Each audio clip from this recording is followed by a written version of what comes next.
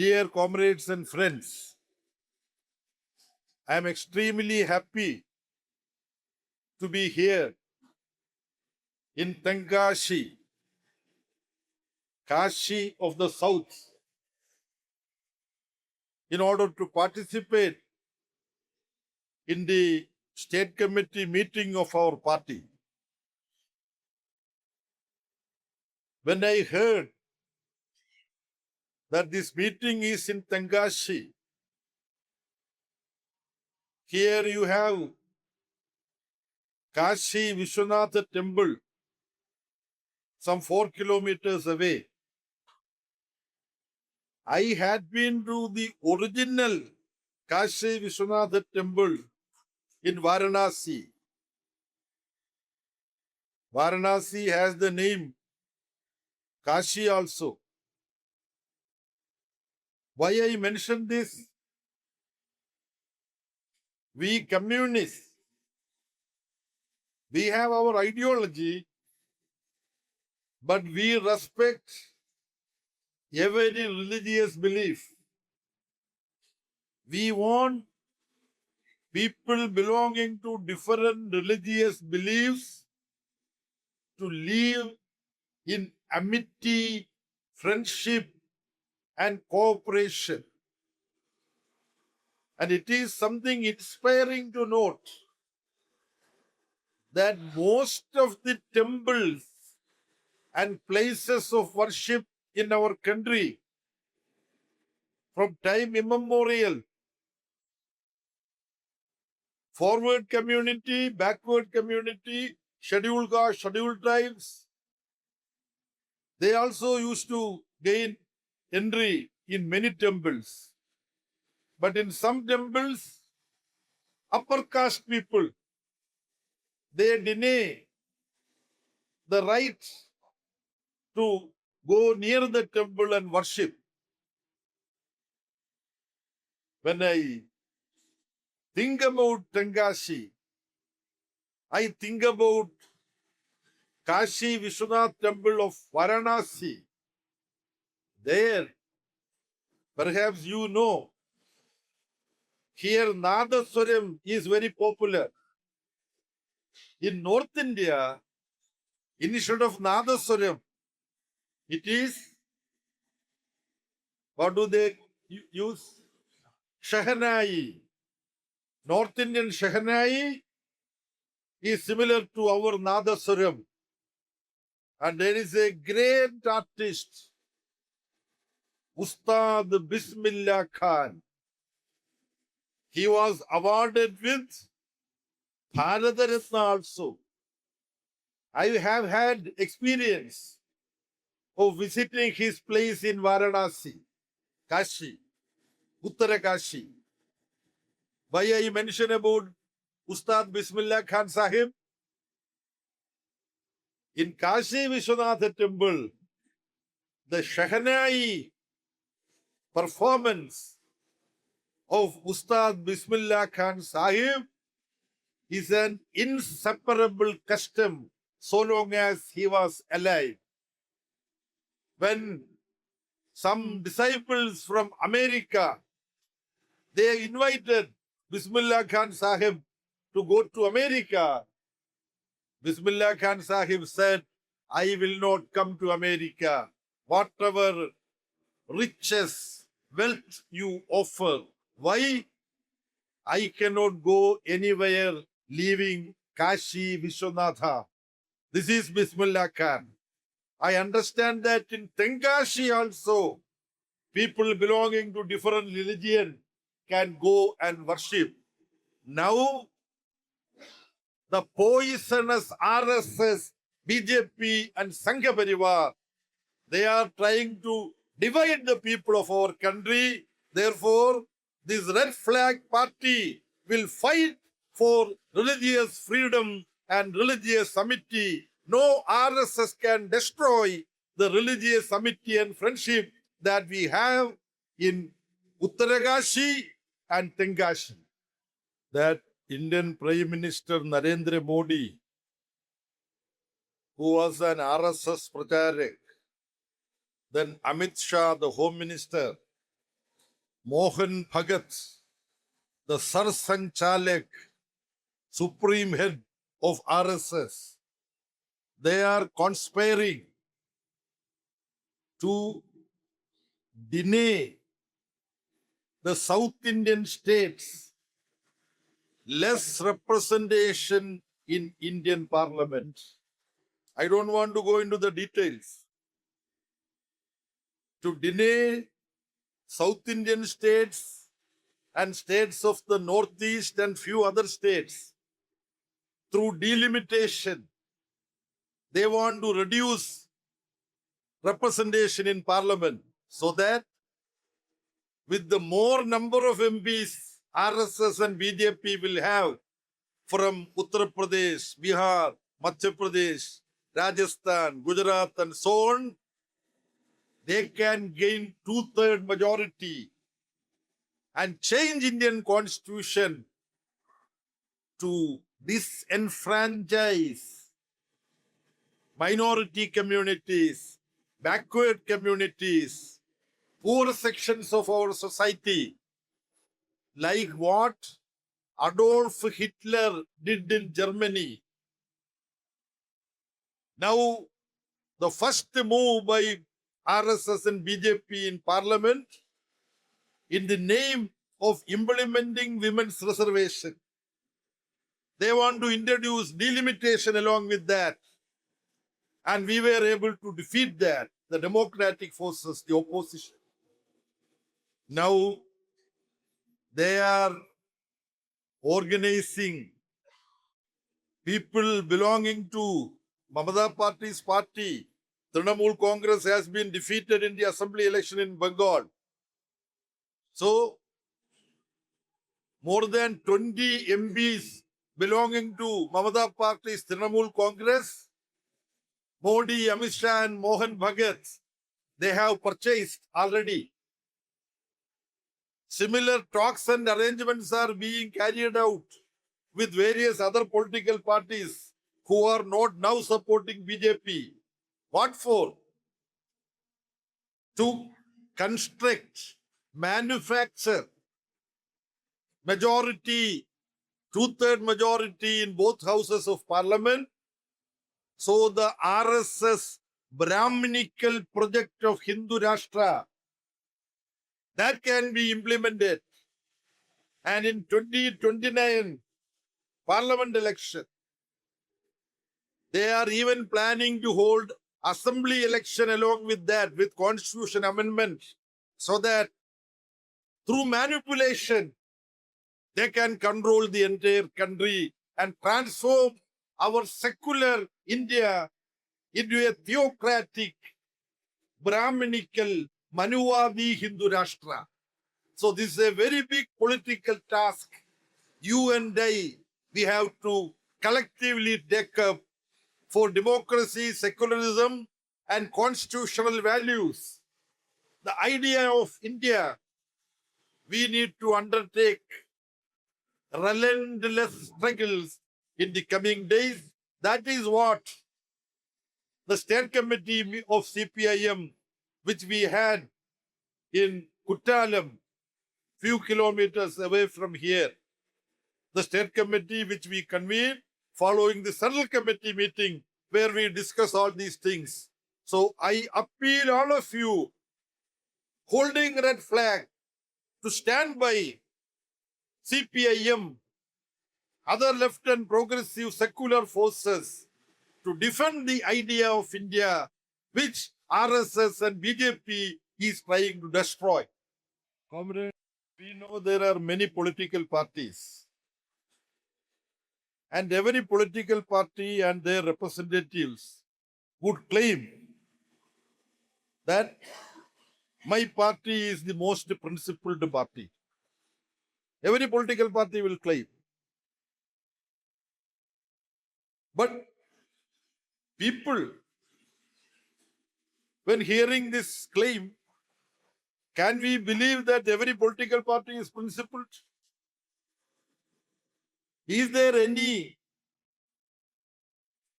measurement with which you can find out whether a party is principled as they claim or they are not sufficiently principled. It is only their pretext, their claim.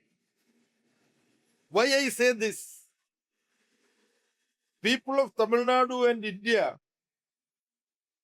they got a very good opportunity after the recent assembly election to find out which political parties are principled, sincere, and having some good values. When I say something, you should think about it. You can come to your own conclusion. Assembly elections process completed. When counting was done on 4th May, election result came. In Tamil Nadu, there was no clear verdict.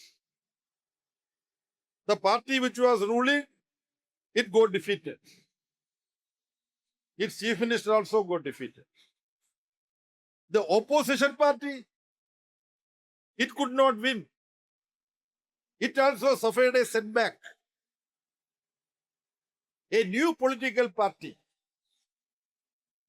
Tamilaga Vetri Kazhagam, TVK, led by film hero Joseph Vijay.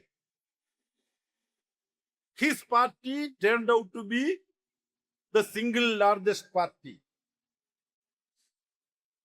Less than a dozen seat short of majority. 11 seats or so. Okay? So, various political parties started doing manipulation, calculation, this, that, crossover, buy seats and all that. What did CPIM do? You had big discussion in the state. CPIM took a principled stand. That is principled stand. With pride and humility, I state that the Tamil Nadu State Committee of the party, in discussion with the central leadership of the party, took a position that even though, in fact, CPIM, 2 candidates, 1 defeating TVK candidates. Am I right? Our party, this red flag party, which always stand for principle, we took a position, though during the election, we didn't have any understanding or cooperation. People's verdicts, TVK turned out to be the single largest party according to the convention. According to Supreme Court verdicts, the single largest party should be first given an opportunity to form the government or not. Only if the single largest party fails, then the next party can be invited. CPIM was the first party to take this principled position after the Tamil Nadu election results came. This is an occasion to assess this. At the same day, the character and principle of CPIM became evident also because of the following reason. First of all, we had a discussion with our fellow parties, CPI and VCK. After having had this discussion, we decided that before we declare that we are going to demand that the governor should first give opportunity to the single largest party, these 3 parties, CPM, CPI and VCK, we have decided that the party with whom we cooperated for the election, that is DMK. DMK leadership should be met and told that we are going to take this principled position. We went and met DMK leadership and told them, look, we should recognize the trend of the popular verdict. People made TVK the single largest party. Therefore, we should not move with any manipulation or machination to deny the people's verdict an opportunity to form a government. This we have explained to them. That is the integrity with whom we cooperated during the election. We went and told them, our partners, our friends, that this is what we are going to do. We don't know what is your idea, but this is what we want to do. This is what we are going to do. You also know that during this interregnum, there were many moves to talk between various political parties. That some of you know. Because of the dignity my party is having, I don't want to reveal all that. There were some moves to deny the single largest party the opportunity to form government and also to do some hanky-panky deals. CPIM, CPI and VCK said, no, nothing doing. Don't go for that. So this shows. Some people say, oh, all parties are after power. All parties will manipulate. No, no, no. This red flag party is different. It upholds principle. With Comrade Shanmugam as State Secretary of the party writing to the governor that TVK, having obtained maximum seat, should be invited to form government. Various other parties also wrote. All that you know. Mr. Joseph Vijay took oath as the chief minister. Then he had his party naturally offered ministership to all the parties which extended support. And some of the parties who contested the election along with us as part of our front, 3 of them accepted the opportunity and they became ministers. But CPM and CPI, these are the 2 parties. We said we extend critical support to the government. Whenever the government take pro-people policy for the poor, for the workers, for peasant, unemployed youth, women, students, we will extend support. But if you take some move as against your promise, he has promised that he will stand for secularism, federalism, rights of the people. Such policies we will support. But if you find some other policy which will create problem for the ordinary masses, we should have the freedom and right to criticize. When we had DMK government to protect the rights of the workers of Samsung, it was the red flag which was raised during the Samsung struggle, defending the rights of the workers. So this is how people should find out whether the claims of a party to be principled, whether it is true or not, should be examined in the touchstone of experience. I don't want to speak anything more. This party in Bengal with the BJP government, poor people, their huts are being bulldozed. You might have read in Tikadir. CPIM Central Committee member Comrade Sujan and SFI All India Secretary Comrade Srijan, they went there. They stood there in front of the bulldozer. They said, no, poor people's hut, it should not be bulldozed. In North India, when workers came out in struggle, we all went there in Noida and other places. The struggle for the poorest of the poor would be carried forward by the Red Flag Party. When we get opportunity to be part of a government, we will show a different path of development. In Kerala, the LDF lost. We were there for 10 years continuously. During that 10 years, Kerala became the only state in India where extreme poverty has been totally eradicated. Such progressive steps our government was able to implement.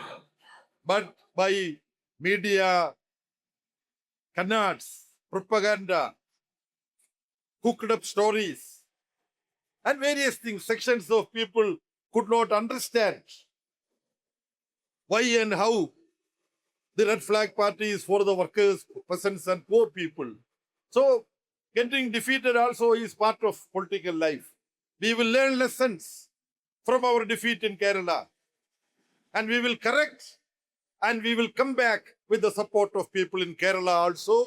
With this hope, the Red Flag Party would march forward, and I hope that the progressive people of Tengashi would stand with the Red Flag Party in the coming days for the struggles in defense of the rights of the people. With these few words, I conclude.